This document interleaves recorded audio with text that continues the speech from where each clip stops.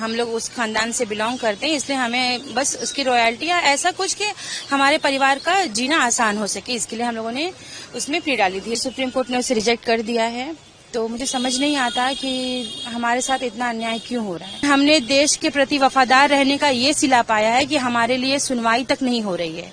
हमारा financial background इतना strong नहीं है कि मैं बार बार कोर्ट जा पाऊं। वो हमारे रेड फोर्ट के क्लेम के लिए, मतलब क्लेम देखिए वैसे तो मिलने वाला तो है नहीं लाल किला, लेकिन हमारी ऐसी स्थिति है, हम लोग उस खानदान से बिलोंग करते हैं, इसलिए हमें बस उसकी रॉयल्टी या ऐसा कुछ कि हमारे परिवार का जीना आसान हो सके, इसके लिए हम लोगों ने उसमें प्ली डाली थी। लेकिन आज वो रिजेक्ट हो गई। इससे पहले भी हाई कोर्ट में वो 2 बार रिजेक्ट हो चुकी है, तो आज सुप्रीम कोर्ट ने उसे रिजेक्ट कर दिया है। तो मुझे समझ नहीं आता कि हमारे साथ इतना अन्याय क्यों हो रहा है। मेरे लिए अन्याय है क्योंकि हमारे दरख्वास्त को ठीक से सुना भी नहीं गया है अभी तक। एटलीस्ट वहाँ पे सुन सकते थे कि हमारा सोच क्या है, हम चाहते क्या हैं। इससे पहले भी जैसे बहादुर शाह जफर के बारे में आप सभी जानते हैं, उन्होंने देश के लिए बहुत कुर्बानियां दी हैं। उनके बच्चों को काटा गया है सबके, मतलब उनके आंखों के सामने। उन्हें इस देश से बाहर निकाल दिया गया, वो मरते दम तक वापस नहीं आ सके। इतनी कुर्बानियां देने के बाद भी, वो भी देश के लिए उन्होंने कुर्बानियां दी थी। अगर वो चाहते तो अंग्रेजों से हाथ मिलाकर आराम से रह सकते थे। जैसे आज बहुत सा राजघराना है जिन्होंने अंग्रेजों के सामने अपने घुटने टेक दिए, तो वो आज आराम से रह रहे हैं। लेकिन हमने देश के प्रति वफादार रहने का ये सिला पाया है कि हमारे लिए सुनवाई तक नहीं हो रही है। सरकार भी हमारी तरफ ध्यान नहीं दे रही है। इससे पहले भी मेरे नाना बेदार बख्त, उन्होंने कई बार सरकार को लिखा है चिट्ठी वगैरह कि हमारे ऊपर ध्यान दिया जाए, पर उनकी चिट्ठी को भी हमेशा ही अनदेखा कर दिया गया है।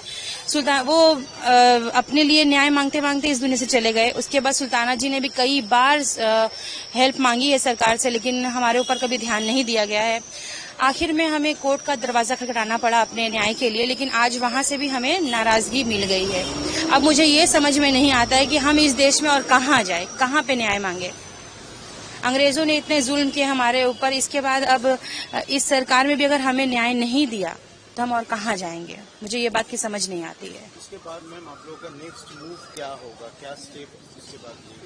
देखिए, इसके बाद मेरा नेक्स्ट मूव क्या है, ये तो भी मेरी दिमागी स्थिति ठीक नहीं है, प्लस मेरी नानी सुल्ताना बेगम जी की तबीयत भी बहुत अच्छी नहीं है।